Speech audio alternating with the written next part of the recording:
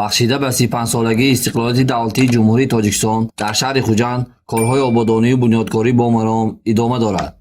тибқи нақша чорабиниҳои мақомоти иҷроии ҳукмдавлатии шаҳри Хуҷанд дар ин давра ба истифода додани 590 иншоот ба нақша гирифта шуда то имрӯз дар ҷабҳаҳои мухталифи шаҳрдорӣ корҳо вусъати тоза мегиранд. бо дастгирии мақомоти иҷроии ҳукмдавлатии вилояти Суғд, роҳҳои ҳудуди беморхонаи вилоятӣ ва таваллудхонаи шаҳрӣ ки солҳои зиёд таъмирталаб шуда буданд, мунфаш карда шуданд.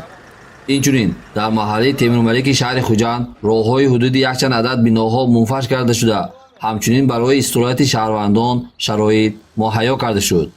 ёдовар мешавем ки тибқи нақшаи тасдиқгардаи шаҳрдорӣ дар соли 2022 41 километр таъмири роҳҳо аз ҷумла 30 километр таъмири асосӣ ва 11 километр таъмири ҷориро дар бар мегирад.